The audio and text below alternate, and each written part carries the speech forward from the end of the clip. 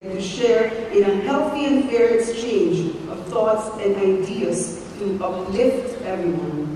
We are seafarer families. Our lives are torches which can light the dark path.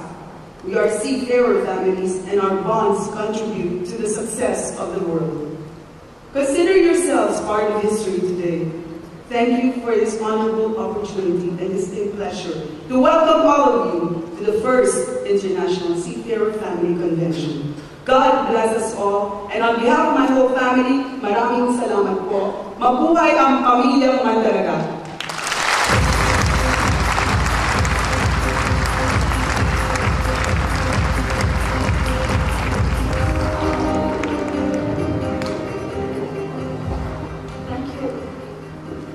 Thank you, Mr. Oka. We shall now hear from the 85,000 members strong Associated Marine Officers and Seamen's Union of the Philippines, or the AMSU PDGW ITF, represented by its president, Dr. Conrado Oka.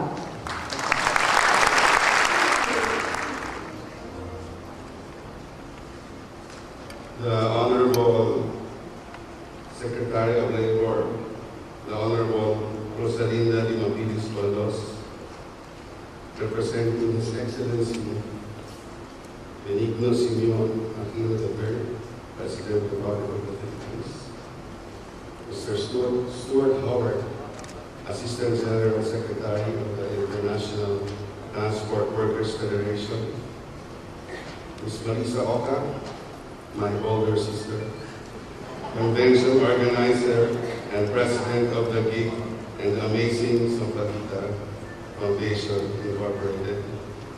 And sometimes I call her my younger sister, just to please her.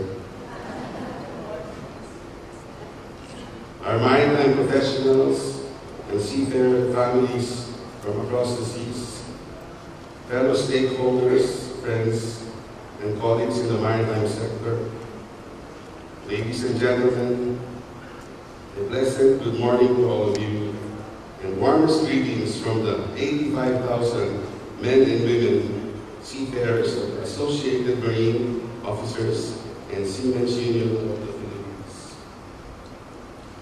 AMSUP is immensely proud in providing organizational support to the launching of this first International Seafarer Family Convention with the theme, Bonds of Families, the Success of the World. And indeed, we are highly privileged and honored by the presence of the Honorable Secretary of Labor, who has taken the time away from important matters of her department to be with our seafarer families today to represent the President. At any given time aboard merchant ships and vessels in the oceans and seas of the world, more than 1 in 4 seafarers is a Filipino. Our seafarers have been playing a critical role in moving world trade that fuels the global economy. Kindly convey to the President, Madam Secretary, that we highly appreciate the President's and the government's continuing support to overseas Filipino workers, and in particular, our Filipino seafarers and their families, who must overcome many challenges and endure countless sacrifices to pursue this noble profession. Maraming salamat po, mahal naming Presidente Noynoy Aquino, sa inyong pagkalinga at pagtangkilik sa Pilipinong Mandaragat. For the last 50 years, our union, through the vision of the late Captain Gregorio S. Oka, AMSUP founding President, has endeavored to provide the most comprehensive welfare services and benefit programs to our seafarer members and their families. As a result of effective collective bargaining with our social partners, active members and their families are covered by programs that take care of them from birth to death and from cradle to grave. Sustaining the union's efforts at broadening the benefits available to our seafarers has always been our conviction. We believe in the prime importance of the family as the basic unit of any community and of society at large. Being Filipinos, we are also hardwired to be deeply family-oriented. Our first notions of the world and even our individual identity are more often than not shaped by the relationships we have within our family. We have learned from many of our members that behind a successful seafaring career is an equally fruitful family life, which has survived the storms and rough seas brought by great physical distance and prolonged absence. That is why the theme of this convention is highly relevant and appropriate in our society today. We believe that the success of the world truly depends on the bonds which families have.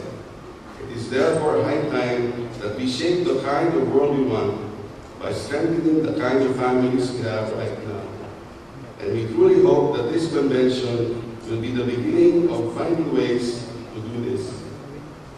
Again, let me take this opportunity to sincerely thank His Excellency the President, Benito Simeon Aquino III, through our beloved Secretary of Labor, the Honorable Rosalinda Mabilis Baldos, for his constant care and concern for the Filipino seafarer and their families. Our warmest greetings go to all of our distinguished guests, and congratulations to the organizers and prime movers of this convention. Maraming salamat po at mabuhay po ang Pilipinong Mandaragat, and happy birthday, King. Thank you very much, Dr. Oka. To truly underscore the international significance of this event, we will now hear from the Deputy Secretary General of the International Trade Workers Federation, or the ITF, Mr. Stuart Howard. Magandang umaga, mabuhay.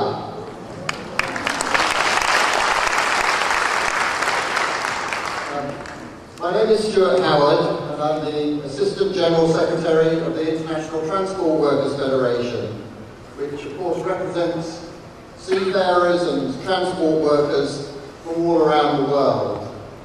I'm a bit of a last-minute stand-in because the originally Paddy Crumlin, who is the newly elected president of the ITF, was going to be here, but unfortunately at the last minute things overtook him. He was not able to come, but he has wanted me to bring here a message from him, and I'll bring that to you now. So his message to this conference here, and he sends his greetings, of course, to Marissa, the organizer of this conference, to Conrad of Amasok, and to the government representatives here and the international delegates here. Please convey my warmest greetings to the organizers and the participants of the International Seafarer Family Convention, and to the leadership of Amasok who have supported it. The Philippines is at the heart of the world shipping industry, but seafarers are the most vulnerable workers in the world. They work for long periods out of reach of any agency that can assist them if they have problems. Of course, they spend long periods away from their families. The ITF, which represents 1 million maritime workers around the world, has built a global network of union support to seafarers to assist them in port, with ITF inspectors checking their welfare on board ships and insisting that ship owners bring their crews under the protection of a collective bargaining agreement. And in any year, the ITF manages to reclaim due wages, unpaid wages, to the tune of millions of dollars, which seafarers should have coming to them.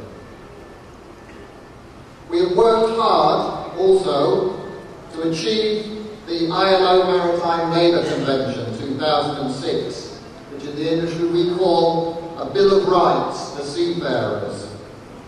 And we've also worked and supported the signing of another convention, Convention 185, the Seafarers' Identity Documents, which are so important for allowing seafarers the basic humanity of shore leave and affecting their right to repatriate from a country. However, neither of these conventions has yet come into force because the required number of governments has yet to sign up to them. They are both vital to the welfare and basic rights of seafarers, and we hope that the Philippines government will be able to take a lead in getting governments to sign up to this convention. The family is the bedrock for the well-being of seafarers in an industry which demands the long separation of families. A conference like this, which aims to strengthen and support families of seafarers, is very welcome and a very imaginative initiative. I wish you every success. In solidarity, Paddy Crumlin, President of the ITF. I'd also like to add a few words of my own. And I think it is a very imaginative initiative to bring together the families of seafarers. It's a very important thing because families play such an important role for seafarers and seafarers in the Philippines in particular. I remember some years ago now, I think it was about in 1998, when the ITF was celebrating the 50th year of the Flag of Convenience campaign, which the ITF runs to support workers like so many Filipino seafarers who work on board ships which are registered in flags of convenience. And to mark this 50th anniversary, the ITF had bought a ship and had converted it into an exhibition centre to inform people about the conditions of seafarers, to inform them about the lives of seafarers and about the difficult situations they find themselves in and the work of the ITF and its member unions in supporting those seafarers. And the ship went on to sail around the world and go to many ports, and thousands of people visited the exhibition and learned, I hope, something about the conditions of seafarers. But the launching of its voyage around the world started in London, where the headquarters of the ITF is. And of course I took my own family to look at the exhibition, and at that time my youngest daughter was about 4 years old. And of course I worried that she'd get very much out of going to see this exhibition. But we went around the ship, and all inside the ship where there were big displays of photographs and information, and I tried to explain in 4-year-old terms about what it was all about this was how seafarers lived, and this is about how unions try to help seafarers, and this is what happens to seafarers when they're a long time away from their families. And at the end of it, I was not sure, of course, whether how much of it she'd understood, so I asked her, did you enjoy it? Did you find it interesting? She said, yes, in a 4-year-old voice. And I said, well, what did you think of it? Is there anything else that you'd like to know? And she said, well, yes. I thought that was my hopes raised, because I thought, well, she really is interested. And she said, well, when can we get to meet some of these seafarers? So I think that for her the idea of seafarers and seafaries got rather mixed up.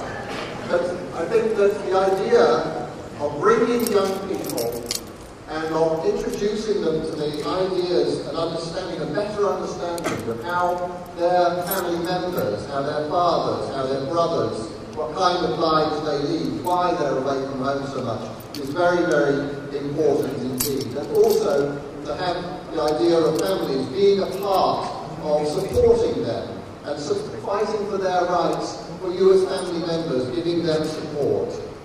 And I think this is a very important kind of initiative. I'd like to echo the sentiments of Paddy Crumlin regarding to the need of governments to protect the lives and safety and basic rights of workers, their rights to belong to a trade union, to do that in safety, and to be able to work in decent conditions, protected and according to international standards. This is the thing that the ITF works for. I would also like to mention the issue of piracy, which I know must be a great worry to all of you.